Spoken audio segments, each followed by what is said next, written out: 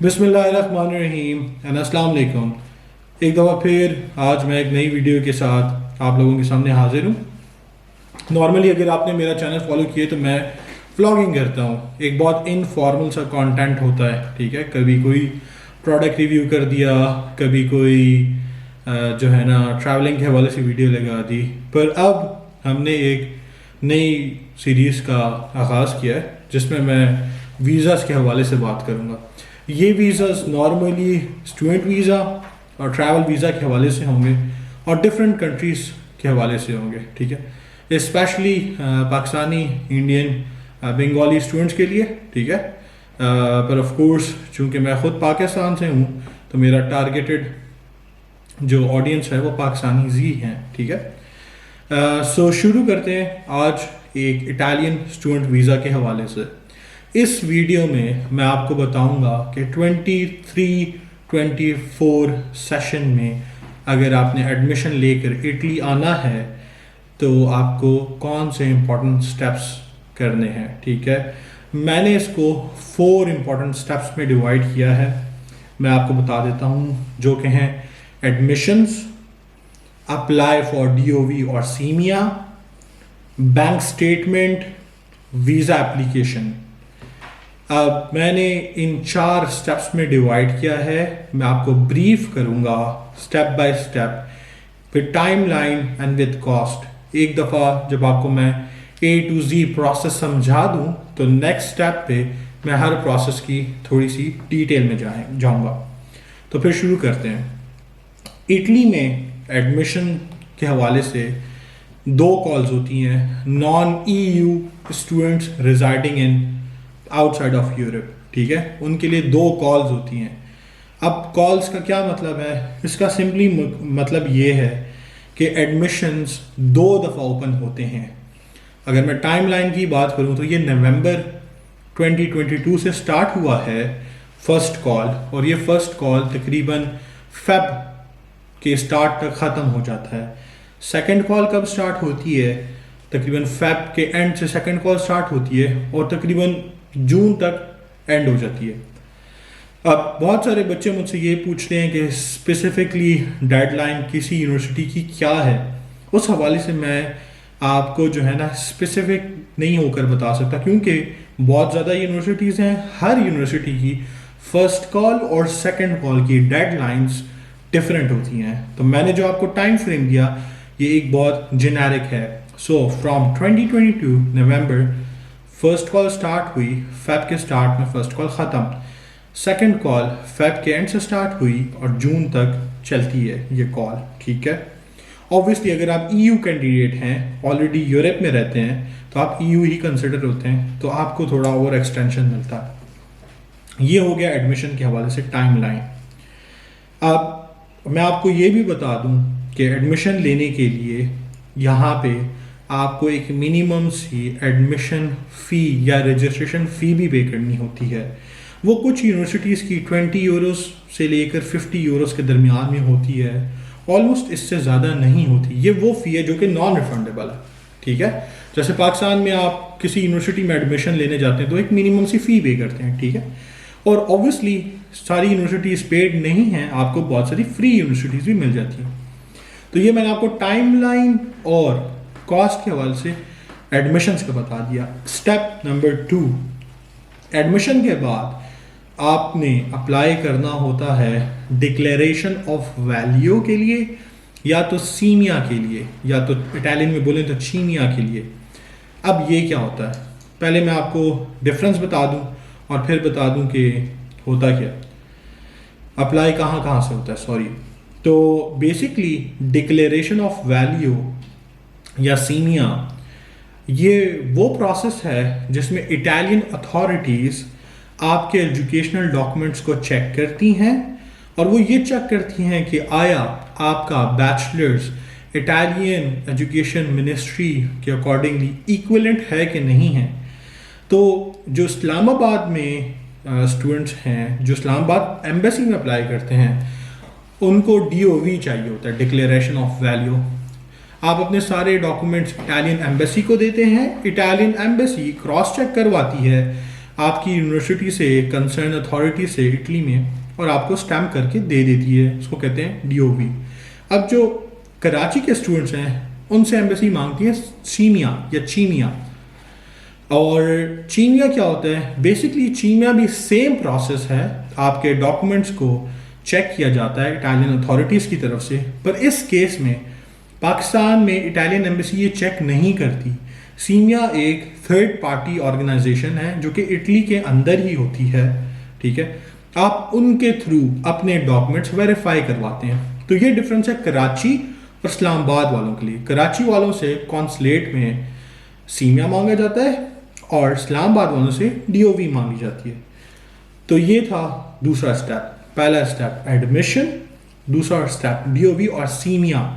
अब in term of timeline plus cost, simia की cost इस वक्त 150 यूरोस चल रही है। और अगर यही बात मैं DOV की करूं तो मैं आपको रुपीज़ में बताऊंगा। ये मोर और लेस चेंज होती रहती है। इस साल की अभी तक डिक्लेयर नहीं हुई, पर लास्ट ईयर तक, if I am not wrong, मैं आपको गलत इन्फॉर्मेशन नहीं देना चाहता, पर समथिंग अराउंड 20 to 40,000 DOV की भी जो है ना ये फ़ी थी, ठीक है। अब मैं यहाँ पर एक और बात क्लियर कर दूँ आपको। अक्सर इटालियन एम्बेसी DOV और वीज़ा एप्लीकेशन साथ ही आपसे ले लेती है, DOV एप्लीकेशन और वीज़ा एप्लीकेशन। पर इस्लामाबाद एम्बेसी अक्सर ऐसा भी करती है, पहले DOV के लिए आपको बुलाती है, DOV के बाद आपको जो है ना वीज़ा एप्लीकेशन के लिए बुलाती है। एनीवेज वो सेपरेट टॉपिक है, मैं डिटेल में जाऊँगा। So first step was admission, second step was appointment for DOV और सीमिया। अब अपॉइंटमेंट जो आपको मिलती है इस्लामाबाद में, बहुत ही मुश्किलों से मिलती है अपॉइंटमेंट आजकल। कराची वाले स्टूडेंट्स के लिए खुशखबरी ये है कि आपको अपॉइंटमेंट लेने की ज़रूरत नहीं पड़ती। आपका जब सीमिया कंप्लीट हो, आपकी एडमिशन कंप्लीट हो, आप डायरेक्टली वॉक इन करके कॉन्सुलेट में डॉक्यूमेंट्स जमा करा सकते हैं। अब थर्ड बड़ा स्टेप मैंने आपको बताया, थर्ड बड़ा स्टेप ये है बैंक स्टेटमेंट। अब मैक्सिमम वीज़ा रिजेक्शंस आती हैं बैंक स्टेटमेंट पे, ठीक है। अब मैं आपको बता दूं कि आपके बैंक में आपके पैसे कितने पड़े होने चाहिए। आपके अपने पर्सनल अकाउंट में ऑलमोस्ट 8,000 यूरोस पड़े होने चाहिए, ठीक है। ये बेसिकली वो कॉस्ट होता है जो इटालियन अथॉरिटीज़ आपसे कहती हैं कि अगर आप इटली में जाके रह रहे हैं तो आपके पास एक फाइनेंशियल प्रूफ होना चाहिए कि आप अपने आप को स्पॉन्सर कर सकते हैं, ठीक है। आपका पर्सनल अकाउंट होना चाहिए, आपके पर्सनल अकाउंट की कुछ हिस्ट्री होना चाहिए, last 3 months is more than enough. पर ऑब्वियसली आपके अकाउंट में इतनी हैवी अमाउंट कहाँ से है, आपको ये डिक्लेयर करना होगा। इनकी डिटेल्स में फर्दर बाद में जाऊँगा, पर सीधा यही इंफॉर्मेशन है कि आपको बैंक स्टेटमेंट 8,000 यूरोस चाहिए। अब जब आपके पास एडमिशन लेटर है, आपके पास DOV की अपॉइंटमेंट है, आपकी बैंक स्टेटमेंट भी क्लियर है, एक चीज़ और याद आपने रखनी है कि आपके पास IELTS भी होना चाहिए, ठीक है, वीज़ा अप्लाई करने के लिए। अब 23 की न्यूज़ ये है कि काफ़ी यूनिवर्सिटीज़ एडमिशन के लिए भी आपसे IELTS मांग रही हैं। हालांकि लास्ट ईयर तक इंग्लिश प्रोफिशिएंसी पे आपका एडमिशन हो जाता था, अभी भी हो रहा है, पर स्टिल कुछ यूनिवर्सिटीज़ ने अपनी कंडीशन थोड़ी स्ट्रिक्ट कर ली हैं, स्पेशली पाकिस्तानीज़ के लिए, क्योंकि वहाँ से स्टूडेंट फ्लो बहुत ज़्यादा। एनीवेज, लास्ट वीज़ा एप्लीकेशन मैंने आपको बताया कि कराची वाले बच्चे जो हैं वो डायरेक्टली विदाउट अपॉइंटमेंट कॉन्सुलेट जाके वीज़ा अप्लाई कर सकते हैं। इस्लामाबाद वाले बच्चे जो हैं उनको इंतज़ार करना पड़ेगा अपॉइंटमेंट का, ठीक है। उनको अलग प्रोसेस है अपॉइंटमेंट का, आपको अपॉइंटमेंट लेनी पड़ेगी और आपको वेट करना पड़ेगा।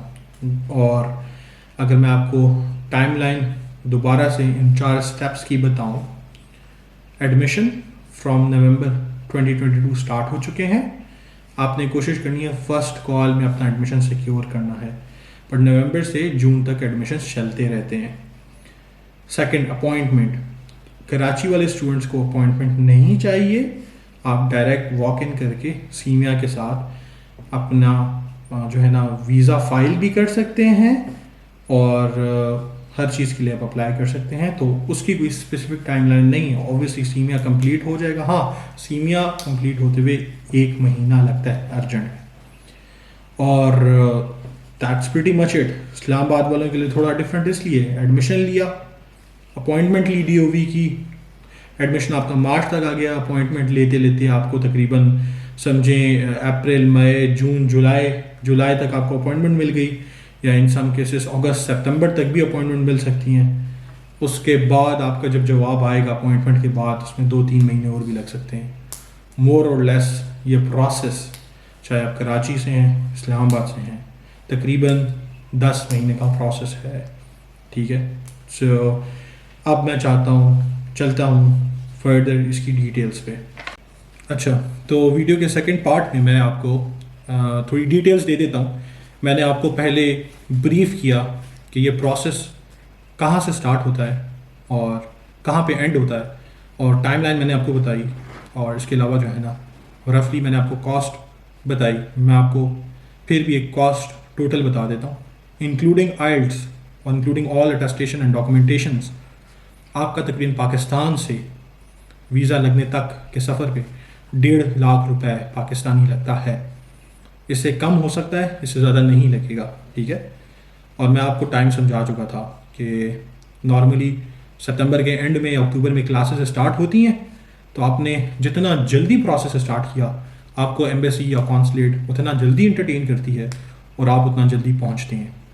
अब इस पार्ट में मैं आपको बताऊंगा रिक्वायर्ड डॉक्यूमेंट्स क्या हैं एडमिशन के लिए और फर्दर फिर वीज़ा के लिए, और सिलेक्शन क्राइटेरिया क्या होता है यूनिवर्सिटी का, बैंक स्टेटमेंट कितनी होती है, ठीक है। ये मैं आपको इस वीडियो में एक्सप्लेन करूँगा, प्लस आपकी यूनिवर्सिटी की फ़ी कितनी होती है, ठीक है। तो पहले आपको बता देता हूँ required documents. Matric, FSC, bachelors, तीनों की ट्रांसक्रिप्ट्स वो होती है जहाँ आपका स्कोर लिखा हुआ होता है विद एवरी सब्जेक्ट, ठीक है। अब इसमें AO लेवल्स वाले बच्चों की भी ट्रांसक्रिप्ट होती है, ठीक है, तो आप वो भी इंक्लूड कर सकते हैं। दूसरी चीज़ सर्टिफिकेट, मैट्रिक FSC का एक प्रोविजनल सर्टिफिकेट होता है। इस तरह जो स्टूडेंट्स हैं AO लेवल्स वाले, उनके पास एक इक्विवेलेंट सर्टिफिकेट होता है, तो आपने वो रखना है। इसी तरह बैचलर्स की आपके पास डिग्री होनी चाहिए, ठीक है। अब आपके पास पासपोर्ट होना चाहिए। कीप इन माइंड तकरीबन आपके पास पासपोर्ट, बेहतर यह कि 1.5 साल की वैलिडिटी होनी चाहिए आपकी पासपोर्ट की, ठीक है। इससे कम नहीं हो, ज़्यादा जितनी हो उतना अच्छा है, पर कम से कम 1.5 साल की वैलिडिटी आपकी होनी चाहिए by the time of application, ठीक है। इसके बाद आ जाते हैं CV। तो आपके पास यूरोप पास की CV होनी चाहिए। यूरोप पास की ना भी हो तो आपके पास एक बहुत टू द पॉइंट CV होनी चाहिए, और इस पर मैं अलग से एक वीडियो बनाऊंगा कि CV आपकी कैसे होनी चाहिए, क्योंकि मैंने बाकी काफ़ी स्टूडेंट्स की CVs देखी हैं, सॉरी टू से, पर बहुत ही बचकाना CVs होती हैं, ठीक है। इसके अलावा आपके पास अपने प्रोफेसर्स के रेफरेंस लेटर्स होने चाहिए, ठीक है, 2 या 3 रेफरेंस लेटर्स होने चाहिए। पासपोर्ट साइज पिक्चर होनी चाहिए आपके पास। इसके अलावा आपके पास एक्सपीरियंस लेटर हो, सर्टिफिकेट, तो वो भी बेहतर है। और इंग्लिश प्रोफिशिएंसी सर्टिफिकेट और आइल्ट्स, सिर्फ मैं एडमिशन की बात कर रहा हूँ। Keep in mind English proficiency आपको वीज़ा में हेल्प नहीं करेगा, आपको आइल्ट्स चाहिए ही चाहिए, ठीक है। तो ये बात कर ली हमने रिक्वायर्ड डॉक्यूमेंट्स की। अब हम आ जाते हैं सिलेक्शन क्राइटेरिया पे। देखें, पहली बात तो ये है कि एलिजिबिलिटी पे बात कर लेते हैं। वो बच्चे जो पाकिस्तान से यहाँ पे मास्टर्स के लिए आ रहे हैं, तो आपकी एटलीस्ट 15 ईयर्स ऑफ एजुकेशन होनी चाहिए। अब मैं 15 क्यों कह रहा हूँ, वो इसलिए क्योंकि यूरोप में 3 साल का बैचलर्स होता है, पाकिस्तान में 4 होता है। तो जिसने 4 साल का बैचलर्स कर लिया पाकिस्तान में, उसकी रिक्वायरमेंट मीट होती है। इट मीन्स के 16 साल आपने पढ़ा है पाकिस्तान में, तो आप मास्टर्स के लिए एलिजिबल हैं। पर आप माइंड में ये भी रखें, पाकिस्तान में BA वाले स्टूडेंट्स भी होते हैं, ठीक है, तो उनकी 14 साल की एजुकेशन कंप्लीट होती है, वो मास्टर्स के लिए एलिजिबल नहीं है, आप बैचलर्स के लिए जाएंगे। बैचलर्स के लिए एलिजिबिलिटी क्राइटेरिया यही है कि 12 ईयर्स ऑफ एजुकेशन, मतलब FSC तक या A लेवल तक आपने जो है ना अपनी एजुकेशन कंप्लीट की हो।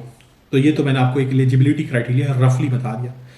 सिलेक्शन नॉर्मली 3 चीज़ों पे बेस करता है। पहला, आपका एजुकेशन बैकग्राउंड आया रेलेवेंट है जिस मास्टर्स में आप अप्लाई कर रहे हैं, विच मीन्स कि अगर आपने कॉमर्स पढ़ी हुई है बैचलर्स में और अब आप मास्टर्स के अंदर आर्टिफिशियल इंटेलिजेंस पढ़ने जा रहे हैं, तो कीप इन माइंड ये रेलेवेंसी नहीं बनती, ठीक है। तो चांसेस कम हो जाते हैं सिलेक्शन के।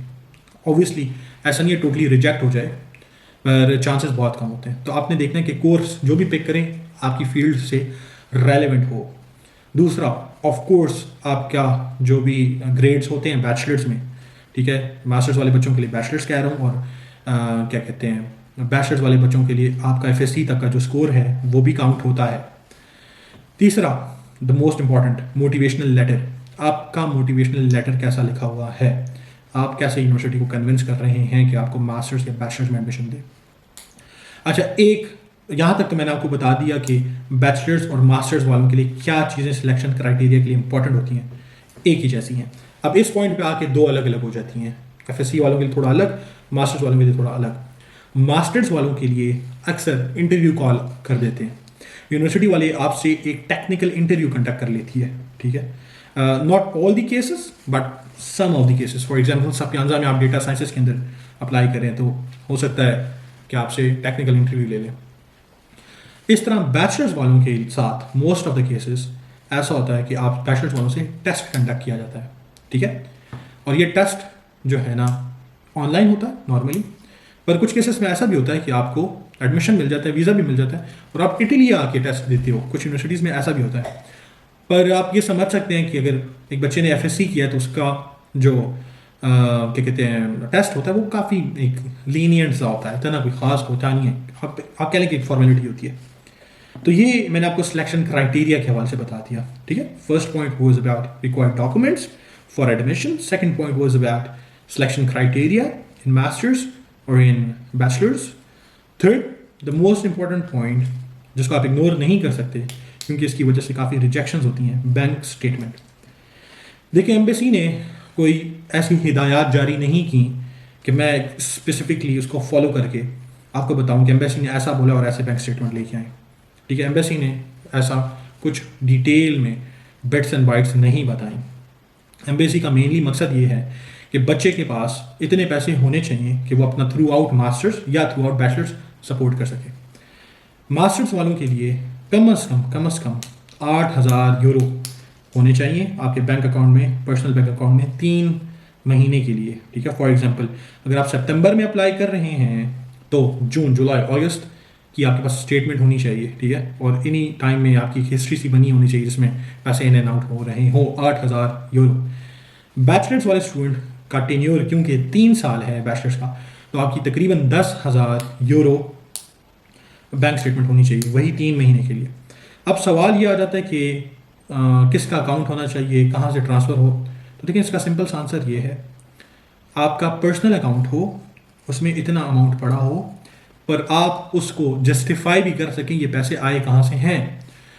फॉर एग्जांपल मेरे अकाउंट में, मैं एप्लीकेंट हूँ, मेरे अकाउंट में 8,000 यूरो आया 3 महीने पहले, मेरे फादर के अकाउंट से आया, ये एक स्टैंडर्ड केस होना चाहिए इसका, और फादर के अकाउंट से आया। फादर ये एक एफिडेविट में लिखेंगे, स्टाम्प पेपर पे लिखेंगे कि मैं एक ऑर्गेनाइजेशन में काम करता हूँ, मेरी एनुअल इतनी सैलरी है और सैलरी के साथ मेरे पास इतने फंड्स पड़े हैं, आया वो सेविंग्स के हैं या आया मुझे अपने डिपार्टमेंट से मिले हैं, ठीक है। मेरे पास ये फंड्स पड़े हुए हैं, फॉर एग्जांपल 1 करोड़ रुपए पड़े हुए हैं, तो उसमें से 1 करोड़ रुपए मैं जो है ना अपने बच्चों के लिए रखे हुए, तो जिसमें 50 लाख रुपए मैंने जो है ना अली के अकाउंट में ट्रांसफ़र कर दिए, ठीक है। और अली मेरा बेटा है, उसकी थ्रू आउट एजुकेशन मैं सपोर्ट करूँगा। जस्ट एक एफिडेविट बनाना है आपके फादर ने या आपके ब्रदर ने या आपके मदर ने। Keep in mind direct family blood relation, ठीक है। आंटी, अंकल, ताया, मामू, चाचा काम नहीं करेंगे, ठीक है। ऑब्वियसली एक्सेप्शंस होती हैं, पर आपने कोशिश ये करनी है कि आपके फादर आपको स्पॉन्सर कर रहे हो, आपकी मदर आपको स्पॉन्सर कर रही हो, एक स्पॉन्सर लेटर बन जाएगा, ठीक है। और उसमें ये साथ प्रूफ लगाना है कि उनके पास पैसा कहाँ से है। बिजनेस है तो टैक्स फाइलर होने चाहिए, गवर्नमेंट सर्वेंट हैं या तो कोई प्राइवेट सर्वेंट हैं तो उनके पास उनके कंपनी की तरफ से प्रूफ्स वगैरह होने चाहिए, ठीक है। क्योंकि पाकिस्तान में आपको पता है काफ़ी बच्चे जो है ना यहाँ वहाँ से बोरो करके ले तो लेते हैं अपने अकाउंट में और मेंटेन कर लेते हैं, पर फिर उसको प्रूफ नहीं कर पाते, जिस बेसिस पे रिजेक्शंस होती हैं। कीप इन माइंड ये वेरीफाई भी होती है, ठीक है, हेडक्वार्टर से, बैंक्स के हेडक्वार्टर से वेरीफाई होती है ये चीज़। और देखिए 8,000 यूरो मैंने आपको बताया या 10,000 यूरो बताया है। अब पाकिस्तान की करेंसी के हालात आपको पता है, दिन ब दिन डी वैल्यू हो रही है, ठीक है, तो आप यूरोज़ में ही हिसाब करना। सो पहला point, required documents for admission, selection criteria, bank statement. अब चौथे पॉइंट पे आ जाता हूँ, फीस आपकी कितनी है। मास्टर्स 2 साल का है और 2 साल के मास्टर्स में आपकी फ़ी आप अपने माइंड में रखें 2500 यूरो से 3,000 यूरो पर ईयर, ठीक है। ऑफ कोर्स यूनिवर्सिटीज़ बहुत ज़्यादा हैं, हर यूनिवर्सिटी की फ़ी कम या ज़्यादा है, मैंने आपको एक मैक्सिमम नंबर बताया है, ठीक है। ये आपकी फ़ी है और बैचलर्स का भी सेम ही है, पर ईयर फ़ी होती है 2500 से 3,000 यूरो और आप 3 इंस्टॉलमेंट्स में पे कर सकते हैं। फॉर एग्जांपल फर्स्ट ईयर की 3,000 यूरो फ़ी है तो आप उसको डिवाइड करके इंस्टॉलमेंट्स में पे कर सकते हैं, ठीक है। कोई भी फ़ी आपने एडवांस में नहीं देनी होती, आप पहुँच के फ़ी पे करते हैं। अब बहुत सारे बच्चों का सवाल आता है स्कॉलरशिप के हवाले से। देखें स्कॉलरशिप बिल्कुल लगती है, वो एक अलग टॉपिक है, उस पर डिटेल में वीडियो बताऊंगा। पर देखिए स्कॉलरशिप जिन बच्चों को लग भी जाती है ना, यहाँ पे आने के बाद आपको स्कॉलरशिप फ़ौरन हाथ में मिल नहीं जाती, तो आपने पाकिस्तान से ना अपना एक मैक्सिमम वर्स्ट सिनेरियो का केस बना के यहाँ पे आना है कि मुझे स्कॉलरशिप नहीं लगी। क्योंकि देखिए आपका यहाँ पे आके सिर्फ फीस नहीं है, 3,000 यूरो आपकी फ़ी है, उसके साथ आपका लिविंग एक्सपेंस भी है। हर महीने 300 यूरो आपको चाहिए खाना पीना रहने के लिए, इसके अलावा ट्रैवलिंग भी होती है आपकी, ठीक है, तो आपने इस चीज़ का ख्याल रखना है। एनीवेज ये थी कुछ डिटेल्स।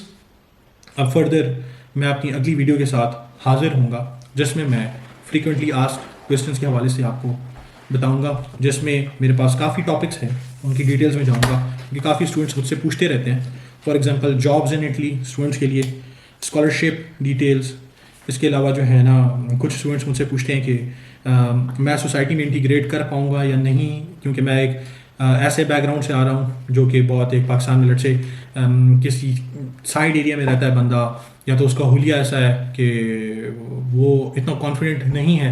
इस हवाले से आपका जो है ना क्या कहते हैं सीनिया कैसे अप्लाई होती है और पीआर के लिए क्या करना होता है, बेनिफिट्स क्या क्या होते हैं, तो इस हवाले से ना बहुत डिटेल में मैं एक वीडियो बनाऊँगा आपके लिए फ्रीक्वेंटली आस्क्ड क्वेश्चंस के हवाले से।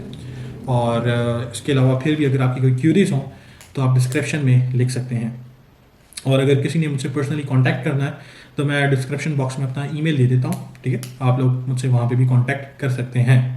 पर एक लास्ट में इंपॉर्टेंट टिप आपको दे दूँ, जितना जल्दी आप ये प्रोसेस स्टार्ट करते हैं उतना जल्दी आपका काम होता है, क्योंकि पाकिस्तान के हालात ऐसे नहीं हैं जिस पे आप रिस्क ऐसा लें, ठीक है, क्योंकि रिस्क ऐसा लें से मुराद ये नहीं कह रहा कि सब के सब मुल्क छोड़ के भाग जाएं, सब जाएंगे तो पीछे होगा क्या। पर मैं आपको सिर्फ ये कहना चाह रहा हूँ कि अगर आप बाहर आएंगे, आप रेमिटेंसेस भेजेंगे, मुल्क की मदद होगी, ठीक है, तो जितना जल्दी अप्लाई करेंगे उतना जल्दी आपको रिस्पॉन्स आएगा, ठीक है। हाँ, एक और इम्पॉर्टेंट बात आपको मैं बता दूँ, ये मेरा जो है ना बेस्ड ऑन एक्सपीरियंस एक लेट्स से आइडिया है, ठीक है। जो इस्लामाबाद वाली साइड से स्टूडेंट्स हैं, वीज़ा रेशियो की बात करूँ 40% आउट ऑफ 100 आपका वीज़ा लगता है, टाइम बहुत लंबा होता है इसमें। कराची वाली साइड से बात करूँ 65 to 70% वीज़ा लगता है आपका, ठीक है, आउट ऑफ 100, और प्रोसेस टाइमिंग भी आपकी शॉर्ट होती है, ठीक है। So thank you so much, मिलते हैं नेक्स्ट वीडियो में। अल्लाह।